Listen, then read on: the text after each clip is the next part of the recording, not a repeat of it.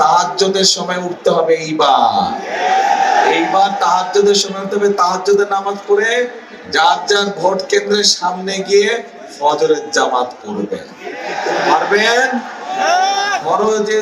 ফজরের জামাত পড়ে লাইন দিয়ে দাঁড়া যাবেন যারা যারা ভোট হচ্ছে এই এলাকার। কেন কথাটা বললাম? কথাটা এই কারণে বললাম যে গত 15 বছর যেমন আমির নির্বাচন হয়েছে, নিশিরাতের নির্বাচন হয়েছে, মনে আছে না? মনে আছে, আপনাদের ভোট দিতে দেয় নাই।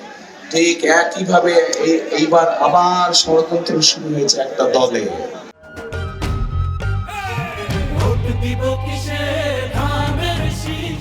ভোটের অধিকার কেড়ে নেওয়া হয়েছিল গত 15 বছর। এই ভোটের অধিকারকে আদায় করতে গিয়ে গত 15 বছরে আমাদের শত শত নেতা কর্মী, আরো বিভিন্ন রাজনৈতিক দলের, এমনকি রাজনীতি করে না কিন্তু জনগণের এই অধিকারের পক্ষে কথা বলেছে, বহু মানুষকে হত্যা করা হয়েছে, খুন করা হয়েছে, খুন করা হয়েছে, বহু হাজার লক্ষ মানুষের বিরুদ্ধে মিথ্যে মামলা দেওয়া হয়েছে। সেই সময় না, এই যে এখানে আমার সামনে এখানে কতগুলো পরিবার বসে আছে, তাদের সদস্যদেরকে আমরা হারিয়েছি। আমাদের ভয় আমাদের দল করতো, তাদের অনেকে অন্য দলের মানুষ ছিল, এর কোনো মানুষ আছে। শুধু এই যে 2024 সালের 5ই আগস্ট 1500 মানুষকে হত্যা করেছে, তার মধ্যে এই যে শত হাজার মানুষের জীবন উৎসর্গ করার মাধ্যমে এই যে অধিকারটি ফিরে পেলেন, এই অধিকারটা তো তাহলে 12 তারিখে এই অধিকারটি প্রয়োগ করতে হবে না? এই যে প্রবাসী আমাদের ভাইরা থাকে, পোস্টাল ব্যালটটা সরিয়ে ফেলেছে, কাজে ষড়যন্ত্র শুরু হয়েছে। আবার কি ষড়যন্ত্র হচ্ছে?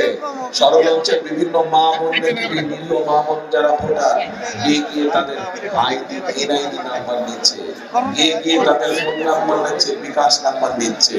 এই যারা নিচ্ছে, এই যে মা বোনদেরকে, নিরীহ মা বোনদেরকে যারা এই যে এনআইডি নাম্বার নিচ্ছে বিভ্রান্ত করে বিভিন্ন কথাবার্তা বলছে, তাদেরকে বাংলাদেশের মানুষ 50 বছর আগেই দেখে ফেলেছে যে তারা কি জিনিস। এই ষড়যন্ত্রকারীদের বিরুদ্ধে আমাদেরকে সজাগ থাকতে হবে।